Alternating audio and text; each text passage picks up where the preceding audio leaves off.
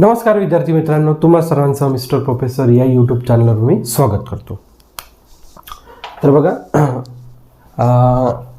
जो काही पहिला क्वेश्चन आहे, the first question is from Maharashtra CET 2020 and the second one is from JEE Main 2020. ठीक आहे, सेम इयरचे दोन क्वेश्चन्स आहे but with the different exams. Okay, now we will move to the solution for the first question.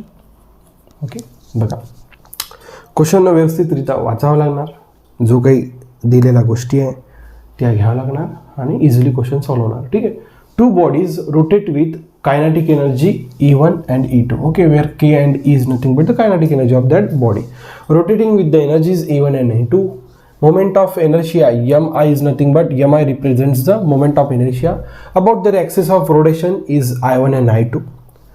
If they have given the conditions, moment of inertia of the first body is equals to the moment of inertia of second body divided by 3, and the kinetic energy of the first one is equals to the 27 times the kinetic energy of the second one. Then the ratio of their angular momentum L1 and L2 is okay. Finally त्यांनी काय विचारलं, the angular momentum of first body to the angular momentum of second body. Okay, this is your task. दोन bodies आहे. Okay, पहिल्या बॉडीची kinetic energy E1, moment of inertia I1. Second बॉडीचं E2, moment of inertia I2. ठीक आहे, बघा एक लक्षात ठेवा, angular momentum in terms of moment of inertia किती राहते, I × ओमेगा. That's it. आपल्याला काय विचारलं, अँग्युलर मोमेंटमचा ratio. Body rotational motion perform करतायत त्याच्यामुळे बॉडीचा अँग्युलर मोमेंटम किती राहते, L = I. ठीक आहे, देअरफॉर Lच्या ठिकाणी काय ठेवू शकतो आपण, I1 W1 आणि L2च्या ठिकाणी I2 W2. बस ही गोष्ट फाइंड आउट करा. ही गोष्ट फाइंड आउट केली म्हणजे आपण काय फाइंड आउट केली, L1 आणि L2. L1 आहे की नाही, Lचा फॉर्म्युला असा, L = I × omega. For the first body I1 omega, for the second body I2 omega 2. That's it. Clear? Okay, and they have given the moment of inertia I1 and I2. Okay, our aim is to find the omega 1 and omega 2. आता omega 1 आणि omega 2 find out करण्यासाठी बघा, त्यांनी बघा परत आपल्याला काय दिलं आहे, त्यांनी कायनेटिक एनर्जी. ठीक आहे, कायनेटिक एनर्जी E1 = कायनेटिक एनर्जीचा फॉर्म्युला काय, ½ I omega square. While writing the kinetic energy for the first body, therefore put the suffix 1. Clear? Now see, from here we can find the W1. Okay, keeping all the values on the left hand side. Okay, and the W1 on the another side. Therefore 2 times E1 divided by I1. ठीक आहे, आपल्याला फक्त W1 पाहिजे, त्याच्यामुळे taking square root on both side. ठीक आहे, therefore W1 becomes 2 times E1 I1. Clear? Okay, in this way you can write in place of W1 that much of quantity. Okay, in the same way, okay, we have to develop the formula for W2 for the second body. Therefore the kinetic energy for the second body equals to 1/2 I2 W2 second square. Clear? For the second body, give the suffix 2. Okay, now see, from here W2 becomes W2 equals to square root of 2 times E2 divided by I2. Clear? ठीक आहे, या E1 आता बघा, तुमच्याकडे I1 I2 W1 W2 आहे, सगळं इथं put करा. देअरफॉर L1/L2 इक्वल्स टू बघा I1 इज किती दिलं आहे तुम्हाला, हां पहिले तुम्ही I1 लिहून घ्या, I1. ठीक आहे, into W1 is how many, square root of 2E1 divided by I1. Clear? I2 and W2 is 2 times E2/I2. ठीक आहे, बघा आता त्यांनी जे आपल्याला दोन कंडिशन्स दिलेल्या आहे की I1च्या ठिकाणी एवढं पुट करा आणि E1च्या ठिकाणी इतकं पुट करा, ह्या दोन क्वांटिटी आपण पुट करू. बघा, देअरफॉर I1च्या ठिकाणी काय पुट करायचं, I2 divided by 3 square root of 2E1 divided by I1. I1च्या ठिकाणी I2 डिवाइडेड बाय 3. ठीक आहे, त्याच्यानंतर I2 as it is square root of E1च्या ठिकाणी, अच्छा इथं E1च्या ठिकाणी पुट करायचं होतं 27 टाइम्स E2, 27 टाइम्स E2. फक्त E1च होता ना, तिथे 2 टाइम्स होता.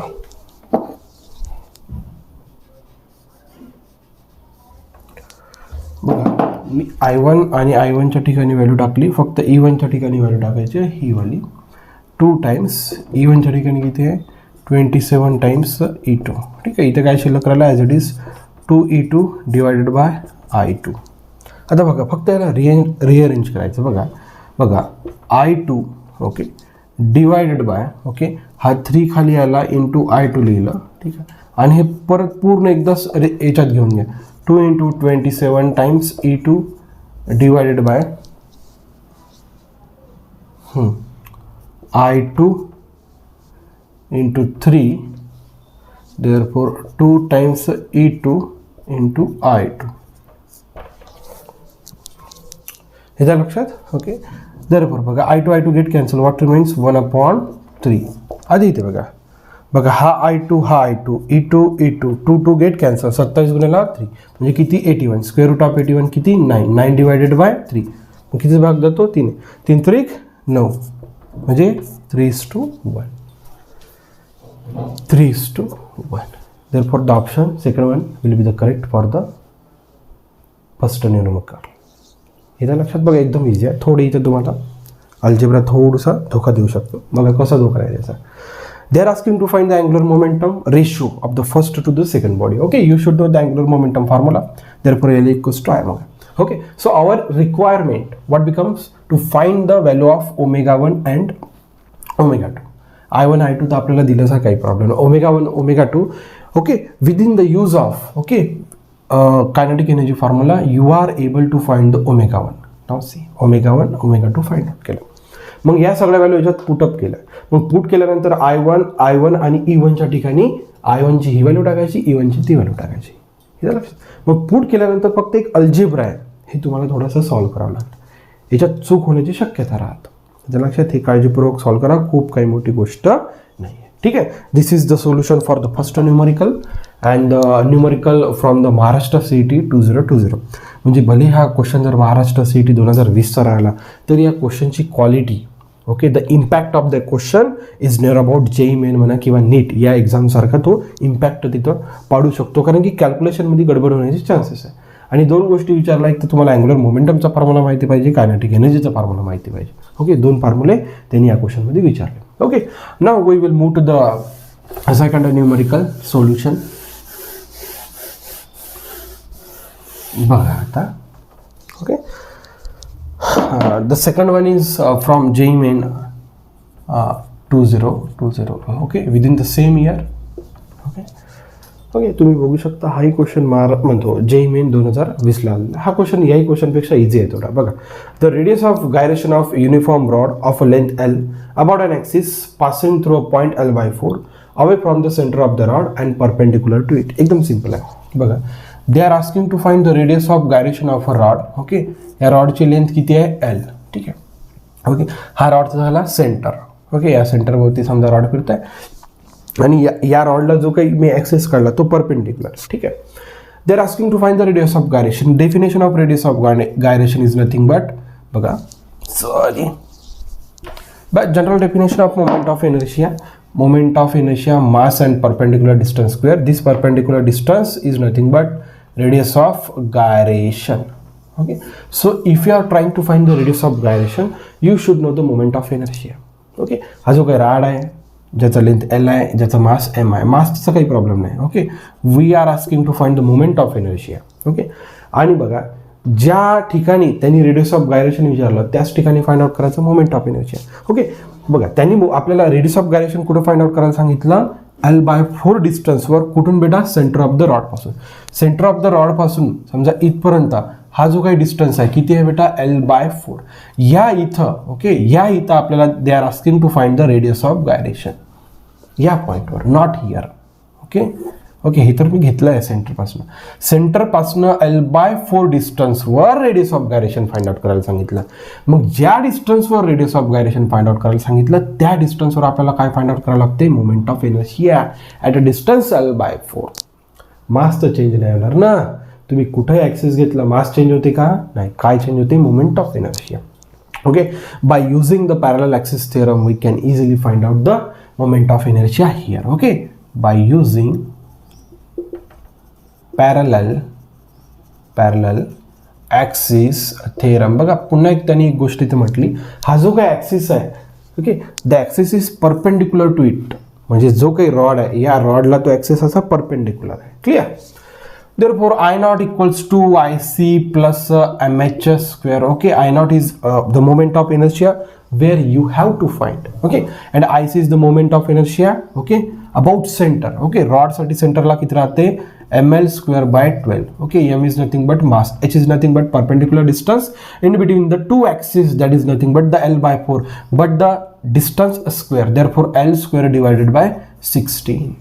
ठीक है, बघा आता याला कॉमन करा 48, ठीक नाही, 12 म्हणजे इथं आपण 4 ने मल्टिप्लाय केलं 4L स्क्वेअर, सो एक 2 70 कट्टीचा म्हणजे 3L ला सॉरी 3 टाइम्स ML ला स्क्वेअर, येतं लक्षात.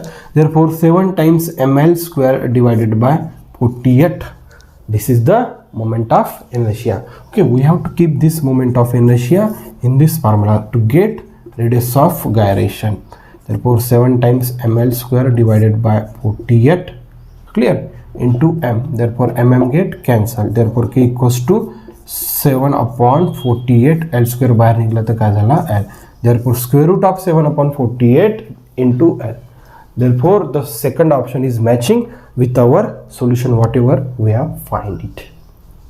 इथं लक्षात बघा, इथे म्हणजे 2-3 गोष्टी चेक केल्या. पहिली गोष्ट तर चेक केली की रेडियस ऑफ गायरेशनची तुम्हाला डेफिनेशन माहिती की नाही.